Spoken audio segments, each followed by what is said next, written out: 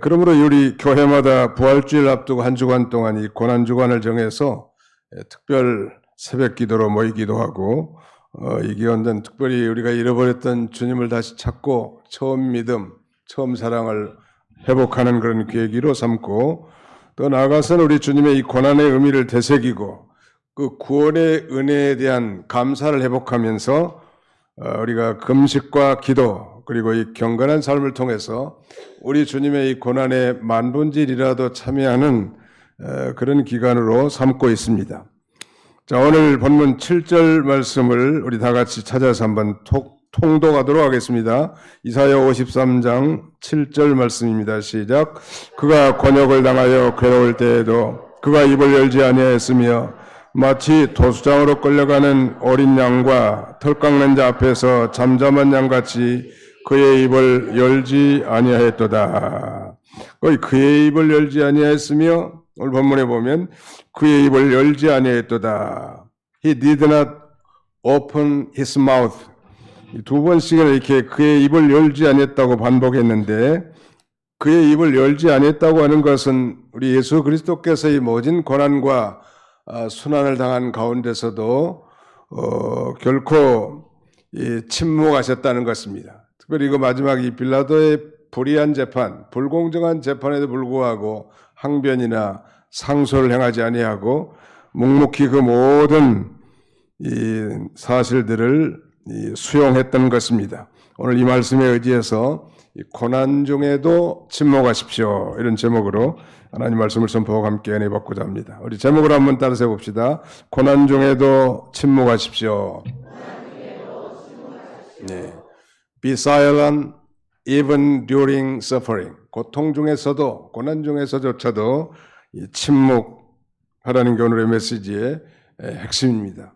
이사야서는 구약의 복음서랄 만큼 장차 오실 예수 그리스도에 대한 은혜의 그 복음의 내용이 아주 많이 언급되어 있는데 그 중에서도 이사야 53장은 장차 오실 메시아 즉 예수 그리스도의 모든 이 고난과 순환에 대해서 자세하게 언급하고 있는 그리스도의 고난장이라고 해도 과언이 아니겠습니다. 메시아 즉 그리스도께서 이 곤욕을 당하고 괴로울 때도 침묵했다고 했는데 그분은 하나님으로서 한번 명령하시면 하늘에 12군대라도 더 되는 수많은 군사를 보내서 자기를 대적하는 저 원수들을 진멸할 수 있었지만 그럼에도 불구하고 그는 이 침묵을 유지했단 말이에요.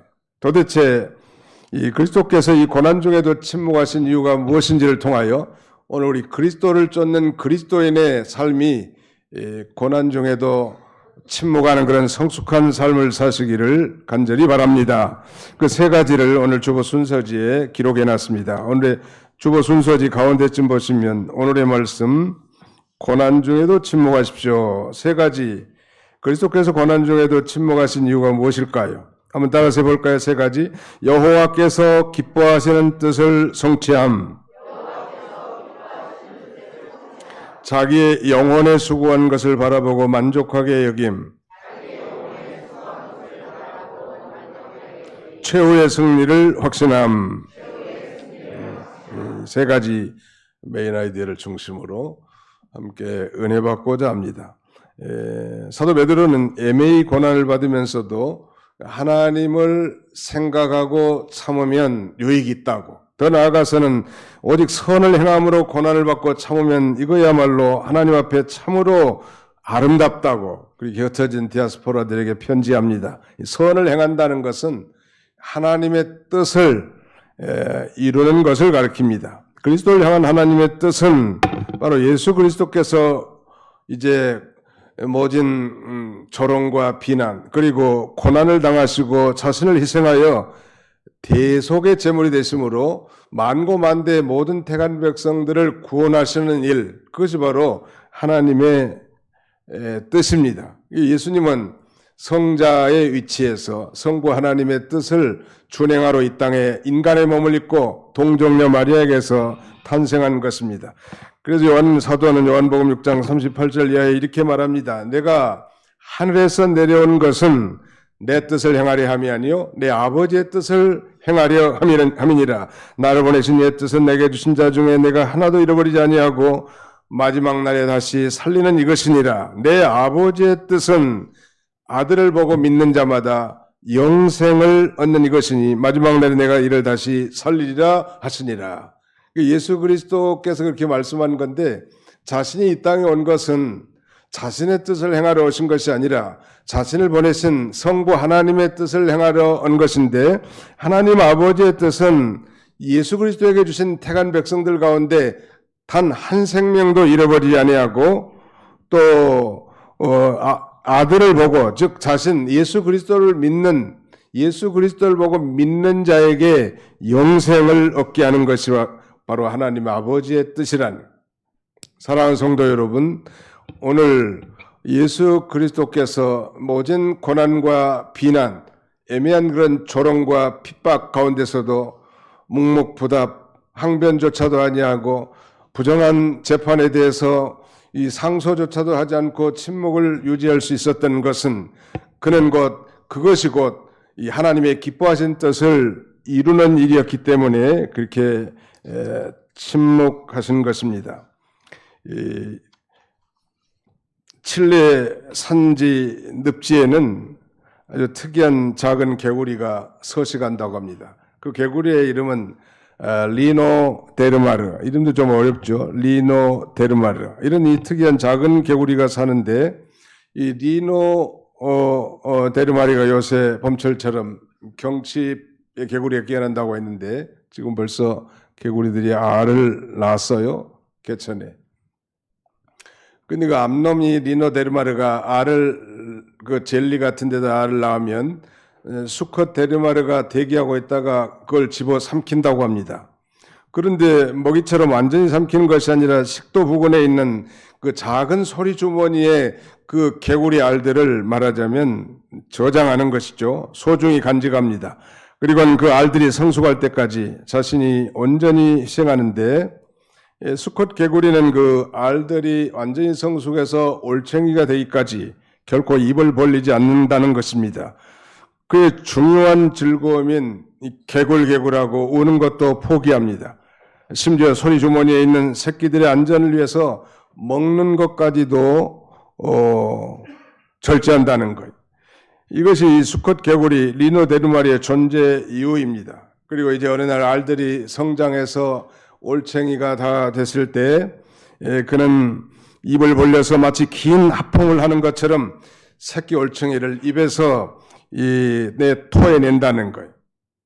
입에서 올챙이들을 쏟아낸 아빠 개구리는 그때 대부분 다 탈진해서 그 자리에서 죽고 맙니다. 덕분에 리노 데르마르 한두 마리가 그 늪지에 살게 되면 그곳은 멀지 않아서 리노 데르마르의 세상이 될 만큼 번식이 왕성한 것은 그 수컷 이 리노 데르마르의 정말 지속적인 이 침묵과 그리고 그의 온전한 희생이라고 이렇게 말할 수 있을 것 같습니다. 사랑하는 성도 여러분, 오늘 우리도 마찬가지 아닐까요?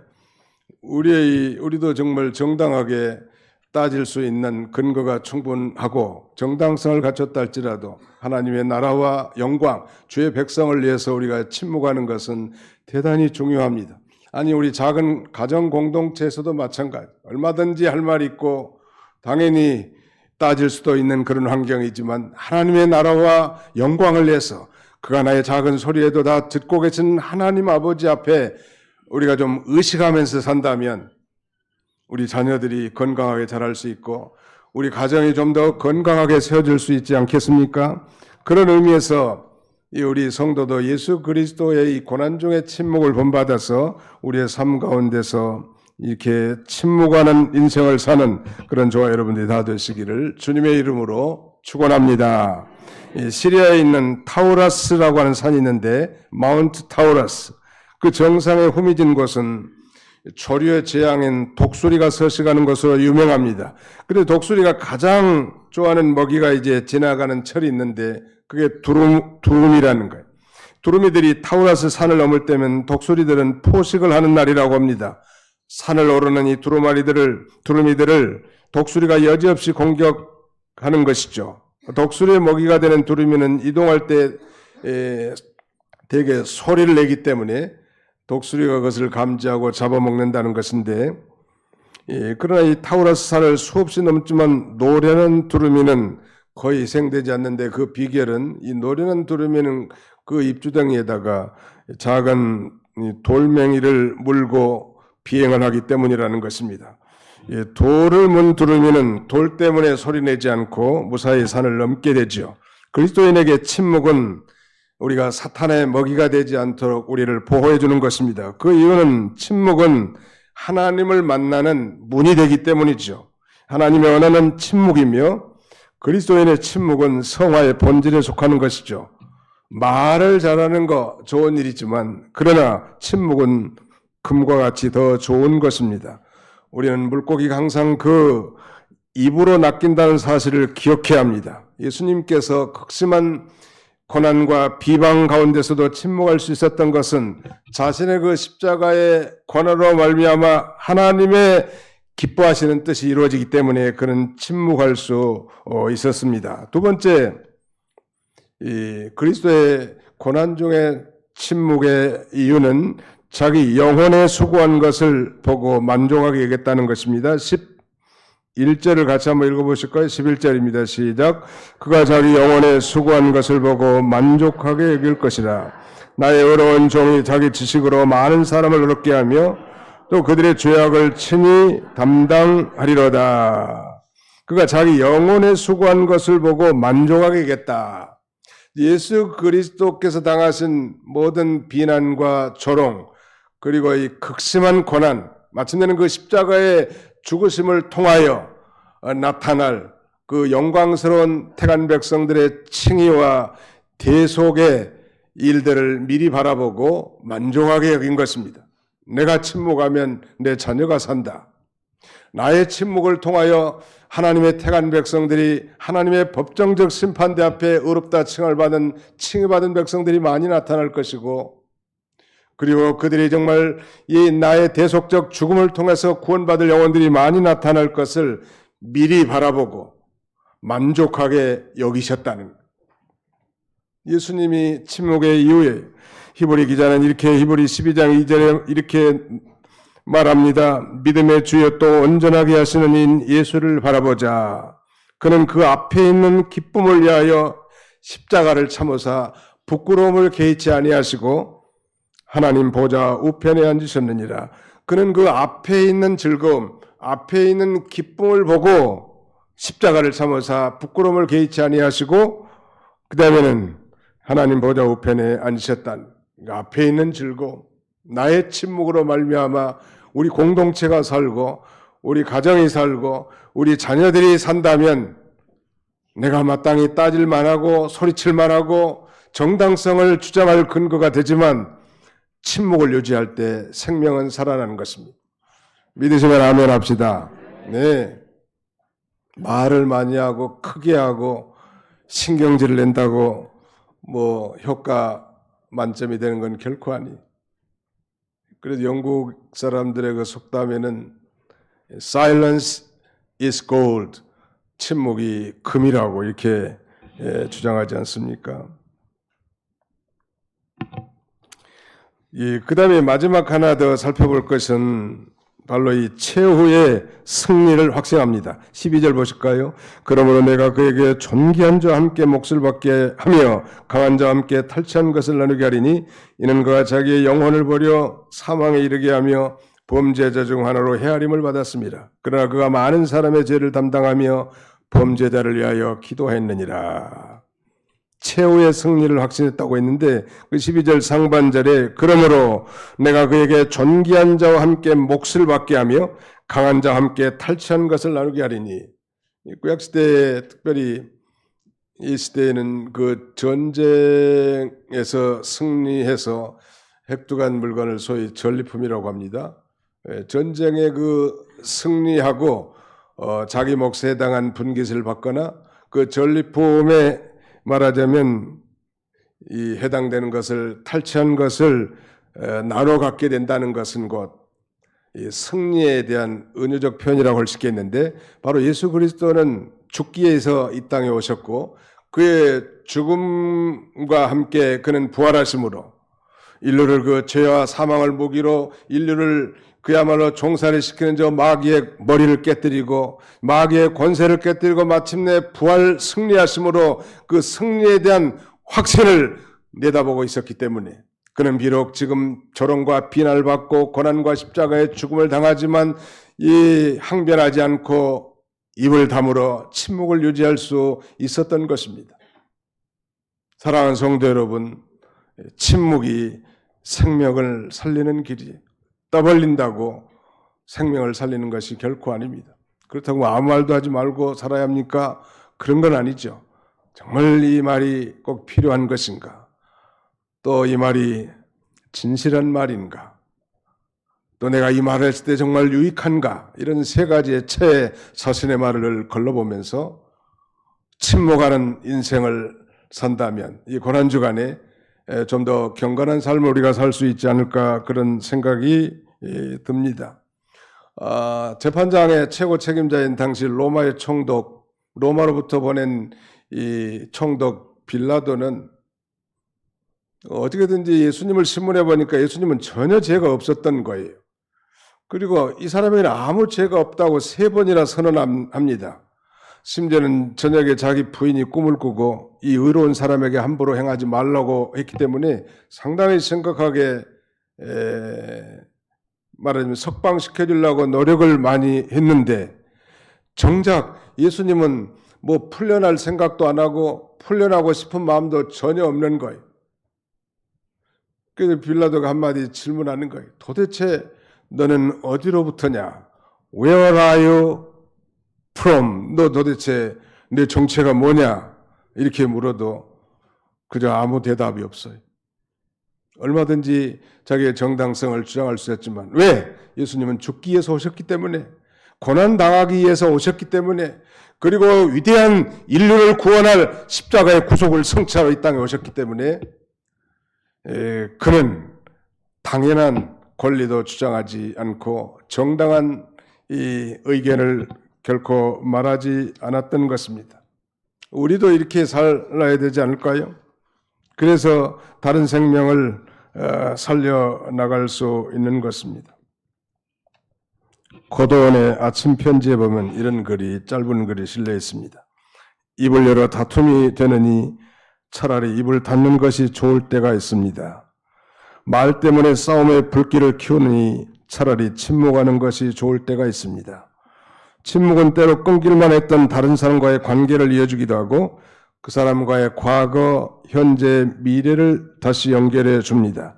그래서 침묵은 금이며 성숙한 인격의 표현입니다. 이런 글이 우리 그리스도인들은 그런 면에서 좀 신중한 이 언어 생활이 필요할 수 있지 않을까요?